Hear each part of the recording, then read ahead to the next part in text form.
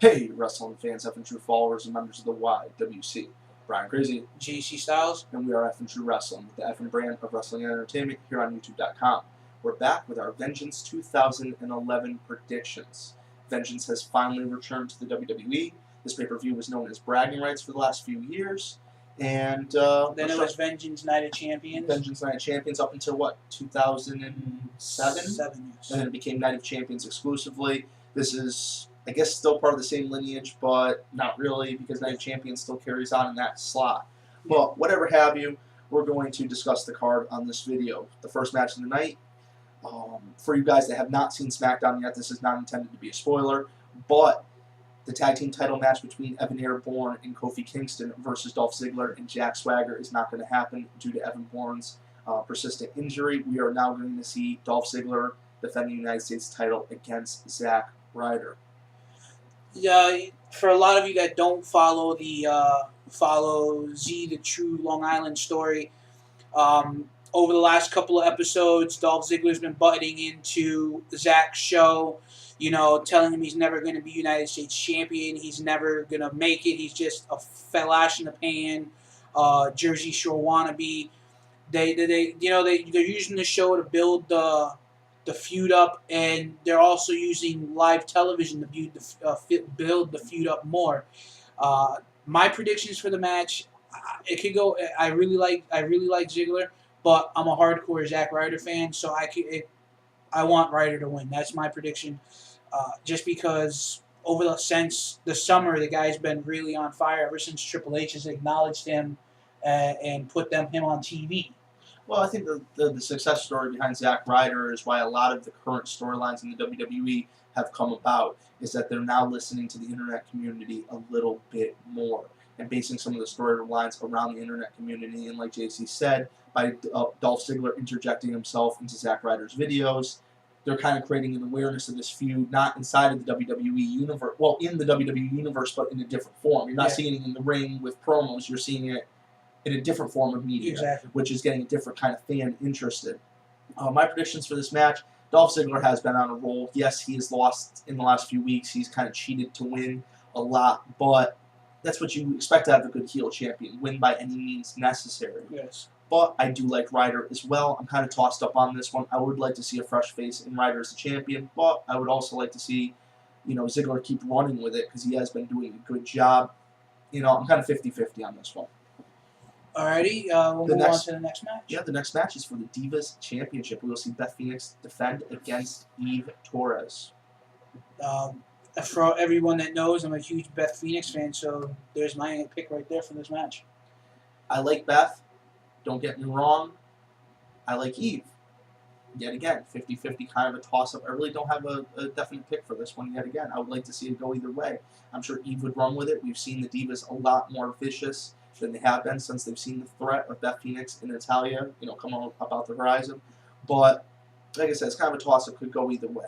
The next match, it's a grudge match. We'll see, finally, Randy Orton go against Cody Rhodes on the big screen. Yes. Over the last few weeks, I want to say for the better part of a month since Hell in the Cell, we've seen Cody Rhodes get in Orton's face, cost him matches, interjecting himself into Orton's affairs. Just about 2 weeks ago on SmackDown, you seen him jump in the ring after he was beaten down by Mark Henry, gave him the crossroads, and then put a paper bag on his head. And basically, he said, you cut the head off a viper, and all the venom just drips out. And then, again, last week on SmackDown, he did the same thing. He took him out. Exactly. And in my personal opinion, Cody Rhodes has been on fire. The kid has really taken his position in the WWE and run with it. He was kind of stuck in the mid-card shuffle. I don't really know the right way to put it, but he's really just stepped out of that shell. He's become an incredible competitor in ring and his promos. I mean, you listen to this guy's voice, you really truly think he is crazy. I like Orton, don't get me wrong, but I think this is the point in time where Orton needs to help put over Cody Rhodes to help build this new generation of stars. In my mind, I'm hoping that, the feud isn't going to get to the point where they're going to, it's going to involve the Intercontinental Championship. I mean, don't get me wrong, the Intercontinental Championship is the title to hold for a lot of people that can't make it to the main event. I mean, the Intercontinental Championship has helped build the careers of Bret Hart, the British Bulldog, Owen, Eddie, Stone Cold, The Rock, Triple H, and so many others. And it's just, I can't really see Orton going 10 steps forward just to go 20 steps back and go back as an Intercontinental Champion. I think you're looking at it a little bit of the wrong way. Don't take this the wrong way I said that, but the Intercontinental title was always used as a building block for a future world champion, like you mentioned, Bret Hart and the Stone Colds and those sort of superstars. The Intercontinental title kind of has fallen off the high perch that it used to enjoy. But even into 2001, I mean, remember the two-man power trip? You saw Stone Cold as the world champion, and you saw Triple H as the Intercontinental champion. I mean, Triple H, who was at the top of the wrestling world in 2000, late 99, 2000, had no problem with accepting the Intercontinental title because it brought it back up to a certain level. And I think if Orton went after contention for that title, part of the feud with Cody Rhodes, it's not like he's going after the title just for the sake of trying to become the Intercontinental champion. Well, the title is not on the line. No, the title is not on the line. But if he was to gain the title, I don't think it would be a bad thing. I don't think it would be bringing Randy Orton back by any means. Randy Orton's been at the top of the mountain, and he's going to stay at the top of the mountain. He's one of the WWE's biggest draws, regardless of what leather strap you put on him. It's not going to change that. He is a draw. He's the top man on SmackDown. I mean, basically, SmackDown's drawing power is focused around Randy Orton's drawing ability. Oh yeah, definitely.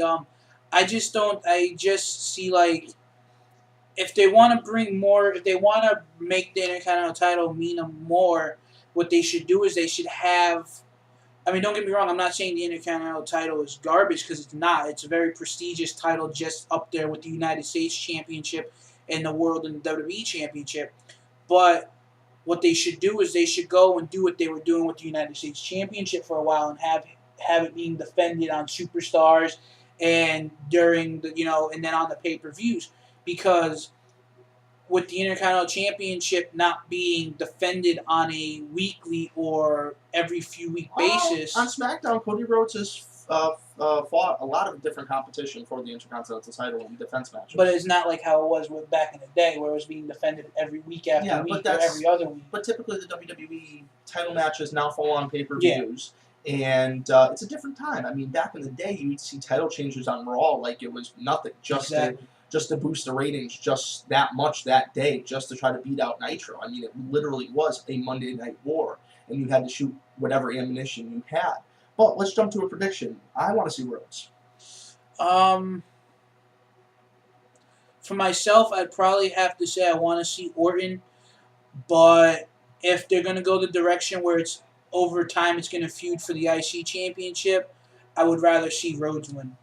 Well, I put it like this. It's not that I don't like Randy Orton. I think he's an incredible superstar. I think he's done incredible things for the WWE. The last 9 years he's been there.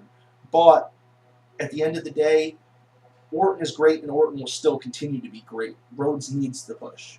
And I think Orton should put over Rhodes, just to raise Rhodes one more level, because I think it would be worth it in the long run. Just quick final thoughts on that before we move on to the next match. I think what they should have did was that horrible attempt to try to push Ted DiBiase into the back onto TV with him feuding with Cody over the IC title.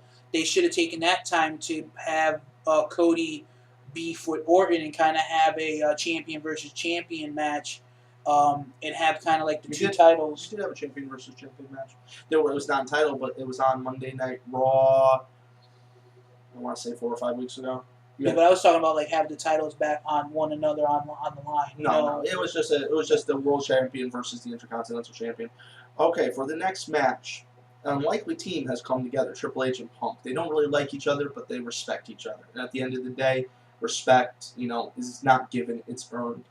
We're going to see them go against the team of the Awesome Truth, The Miz and R-Truth. Short and sweet to the point, I want to see Triple H and Punk pick up the win.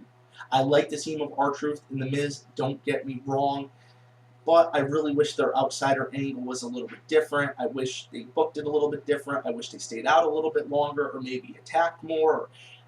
so many ideas are bouncing around in my head, and I mean, I could just discuss this one angle into depth for the next 10 minutes, and I'm not.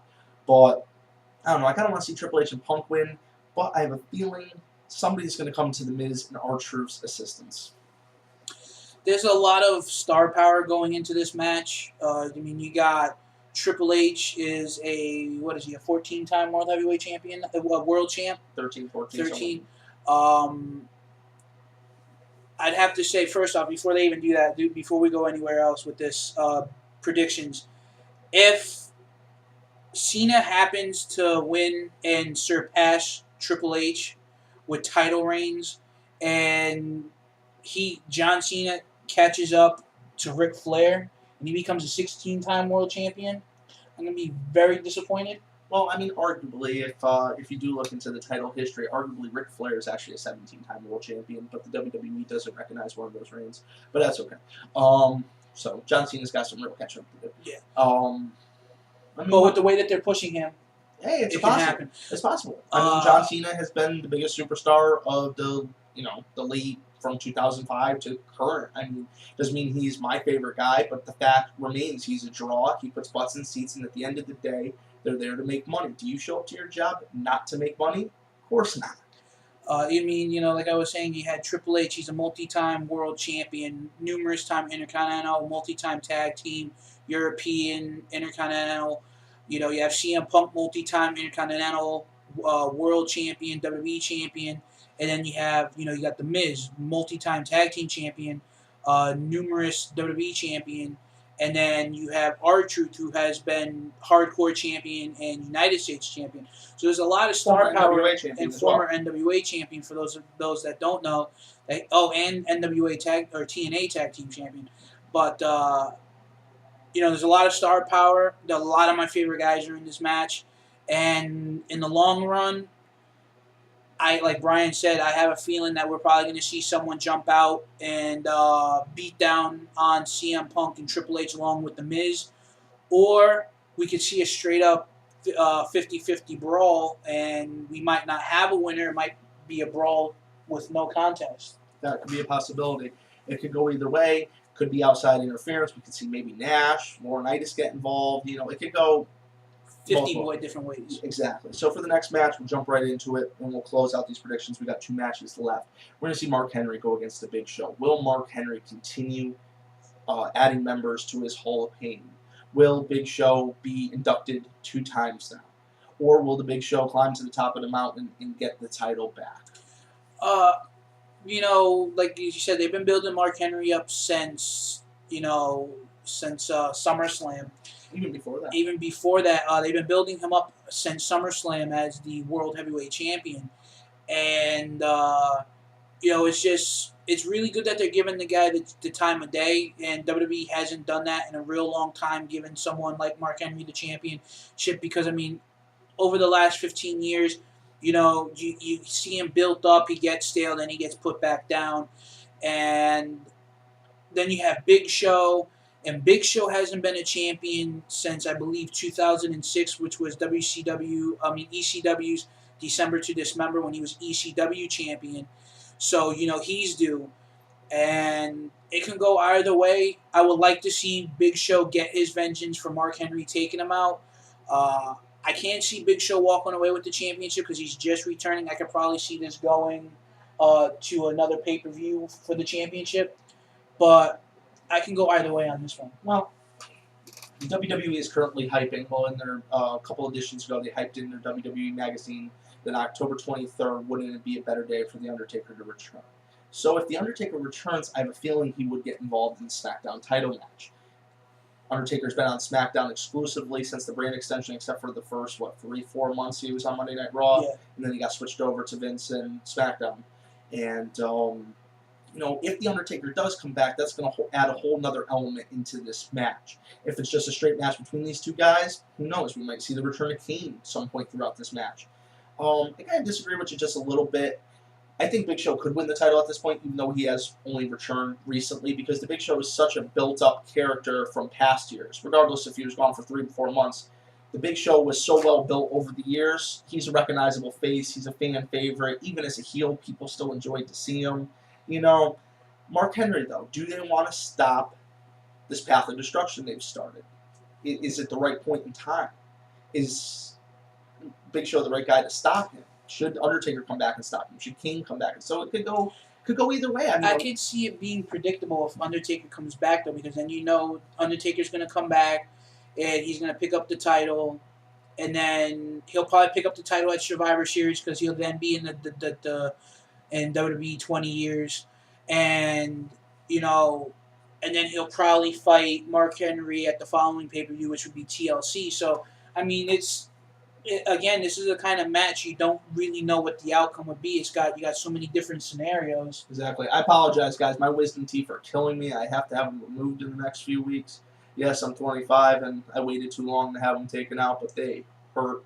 So I apologize if I'm not as talkative as usual, and if I'm holding the side of my face a lot, because it is truly bothering me. But my prediction for this match, either way, I think I'd be happy with Henry just to see him. He finally reached the top of the mountain, to see him continue with that. But Big Show, like you said, he hasn't held the championship in about 5 years, except for a tag team title. Yes. It would be nice to see him climb the mountain as well. For the last match of the night so far, I'm sure a few more matches will be added to the card before we get to Sunday. We'll see a last man standing match. Alberto Del Rio will defend against John Cena. Plain and simple. I really don't have much to say about this. I want Del Rio to win. Definitely. I mean, we got The Rock returning next month at SummerSlam. Survivor Series, sorry. You got him returning, and I can't see them having the WWE Championship tied up in the classic style Survivor Series match, and then with the course correction that they want to do with CM Punk leading into the new year, they don't want to have the WWE Championship also tied up with the match at WrestleMania. So I'd probably go with Brian. I would want to see Del Rio win, not just because of the fact that I can't stand Cena, it's just because I can't see them going in the Survivor Series and not having a WWE Championship match. Yeah, it'd be pretty unlikely. I mean, usually you have a championship match on the card, unless the World's Heavyweight title match filled that void. But usually we've been seeing both titles defended. So I do agree that putting those belts on different superstars to free up those superstars, like you spoke about, would be the right way to do it. So Del Rio.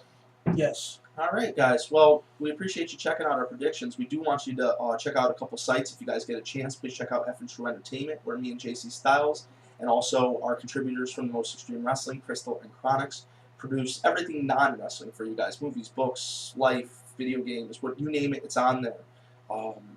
Also, please check out the F and True Click. It's where me and JC and all the members of the Click sit down and do roundtable wrestling discussions. It's not this typical YWC faction thing you see. We sit down and we're guys that like wrestling and we want to get somewhere potentially in the business one day. Exactly. That's it. Check it out. It's friendly discussions. I think you guys will like it. Also, check out all the members of the Click, please. Like I mentioned, Most Extreme Wrestling. We Are Pro Wrestling. He does incredible retro reviews, top superstars, very well put together. Mostly video stills and music, but with his ratings and very, very, very well put together. I always enjoy videos from We Are Pro Wrestling. There's also some other great members of the Click. Like I said, guys, my wisdom teeth are killing me, so I'm going to pretty much shut up at this time and let JC finish this one out. So, guys, I don't think there's anything else to add, but please check out those channels and the members of the Click. Also, check out F and True Entertainment. I just recently put a video out for the wrestling fans that are into the video games for WWE 12's updated Road to WrestleMania. Also, I'm going to say in this video that there is a shot of Sheamus holding the European Championship. So I'm guessing that they're bringing back some of the classic titles. Well, I mean, for the original classic titles for the new version of the game to play in Road to WrestleMania. Well, I mean, in WWE, SmackDown vs. Raw 11, the classic titles were in there. Was it? Mm-hmm. I know because my guy's a hardcore champion. Have to look into that. It is. I'm telling you. I know the hardcore belt is. What other titles? I cannot tell you. I don't remember off the top of my head, even though I love that game. It was probably one of the best releases to date for a wrestling game. But WWE 12 promises to eclipse it. Can't wait to check it out firsthand. Hopefully we'll get together to provide you guys a full review. If we don't, I know JC Styles will be reliable as always and bring you guys his thoughts on SmackDown versus WWE 12.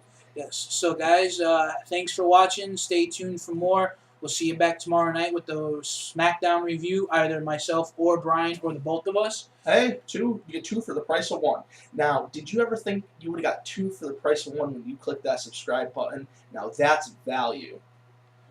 That's effing true value. All right, goodbye.